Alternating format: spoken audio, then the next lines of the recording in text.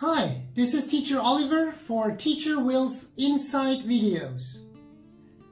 I was born in Turkey and I grew up in Germany.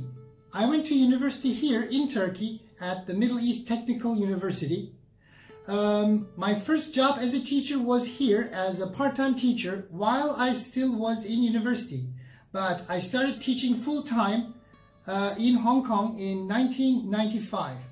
I have so far taught in 4 countries including Hong Kong, Taiwan, China, and Turkey.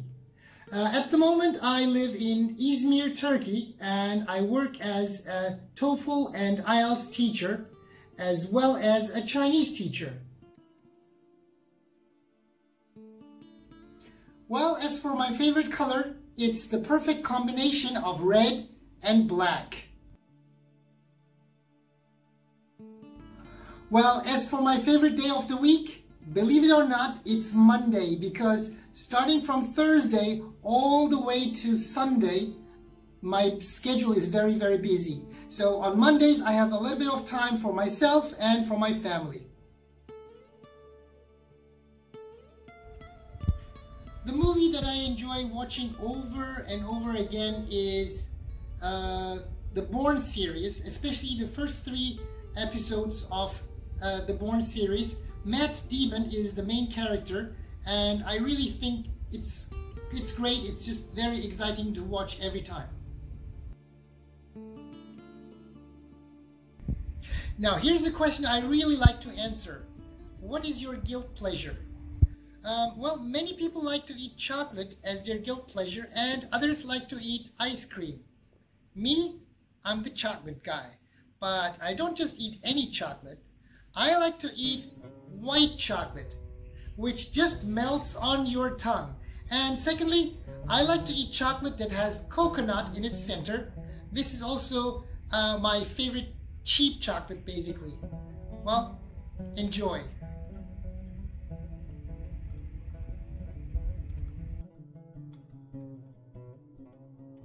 This is a rather interesting question. I've never been a guy for muscles, always been a guy for brains. So if I wish for a superpower, it would probably be something like to be super duper smart and learn all the languages in the world, I guess.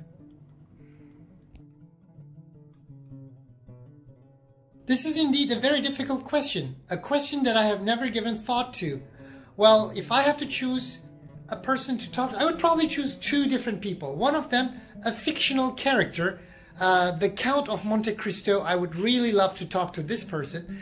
And secondly, maybe the oldest person in the world, because that person would have a lot of things to say, and I would like to listen to what he has to say, or she has to say. I guess the biggest misconception about me is that since I have an American accent and I carry an English name, a lot of people assume automatically that I am an American. Well, I'm not. I'm Turkish. English is important on many levels. Education, business, even for pleasure. If English is your second language, you are going to need it very often in university to study international materials. In business, when you are meeting international clients, and for pleasure, when you are taking international trips. So, English is really very important. And if you want to talk to your bird, right, Derek? As for my favorite words in English, well, there's a plethora of words that I enjoy using very much. There's the word albeit, for example, and then there's the word exquisite, which sounds just great. But if you add the word indeed to any sentence, it will just sound quite elegant, like he is indeed a very intelligent man. Recently, I've learned one new word, and it's becoming my favorite these days, and that word is supercalifragilisticexpialidocious. Well, you can take a look at the dictionary for the meaning.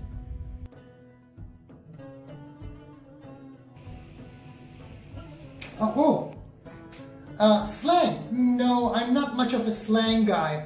I teach a lot of very formal classes, but there's one idiom that I really enjoy, and it is salt of the earth, which means a very ordinary, very normal person, but a very honest person.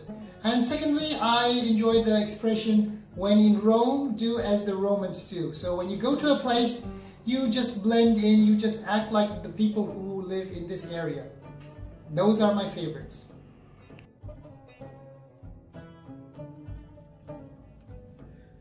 Well, the best tip that I can give to anyone who wants to improve their English is repeat, repeat, and repeat again. It doesn't matter which skill you focus on. It could be reading, it could be listening, it could be practicing speaking, or even writing. Do the same things over and over until you feel very confident about it, and then move on to the next level. From the time I started high school, I have always wanted to do something related to English. And becoming an English teacher was, of course, the best option for me. I started teaching when I was still a university student, and right after university, I just took the first chance to become an English teacher, and it's been a great 25 years. There's an expression in America, a fly on the wall who listens to the room. Well, I enjoy the moment when the student feels like he or she has discovered something new and says, "Wow, I didn't know that," or "Wow, I feel so illuminated right now." That is the greatest moment of teaching, I feel. My biggest advice to any person who wants to become an English teacher: learn acting, because 50% of teaching English is acting. And please watch a lot of documentaries, read about everything and everything, because as a teacher you need to know so many things other than just English grammar, vocabulary, etc. So learn everything, read everything, and give your students everything that you know.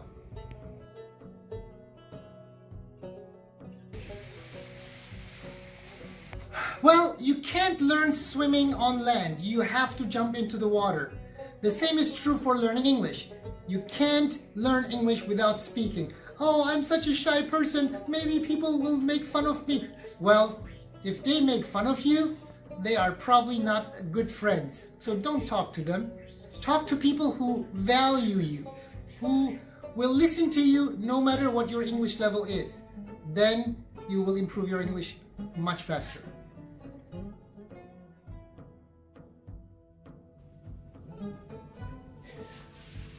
Social media, especially Instagram, is a great tool to improve your pronunciation as well as vocabulary. And I would suggest you follow those content providers, those who produce original content, and feel free to ask those teachers. Chances are they're going to answer it.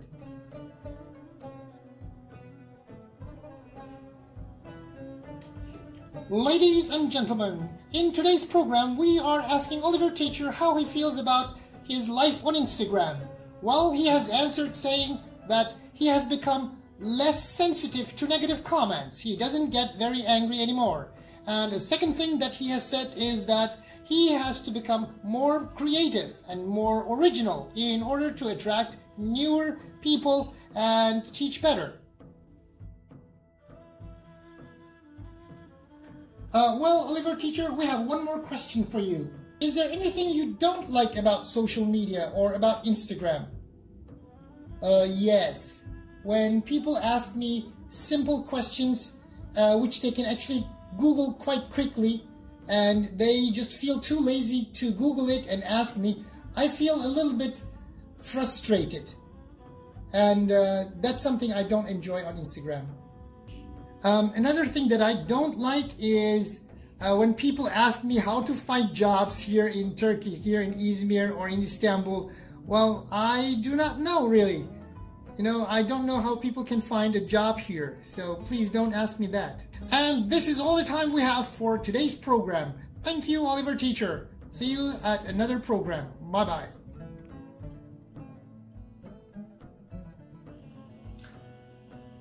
The only type of video that I haven't done so far is a complete introduction of an item, let's say a car. I'm a car enthusiast and I love to watch car videos, and I would like to make one car video myself and introduce all the different parts of a car in English. That's one video that I'm going to do in the future, hopefully. Right, Gerig?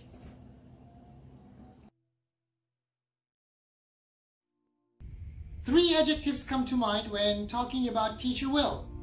First one, he is extremely patient. Second one, he is very, very encouraging. And finally, he is unbelievably positive. These are the three adjectives I would like to use to describe my great friend, Will.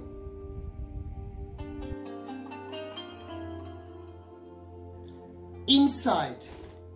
It's to go to the core of the matter and not just to touch on the stereotypical aspects of it. That's what I call insight.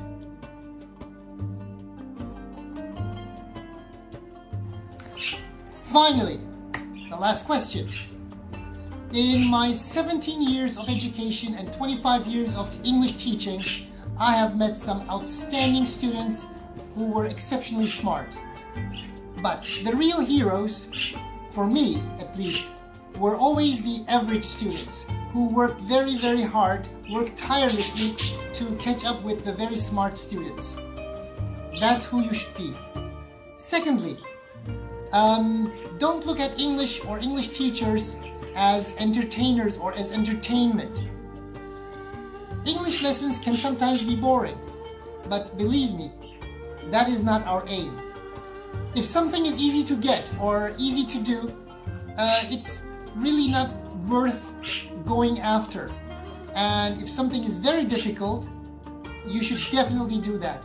Learning English can sometimes be like that, and it is really worth pursuing this goal.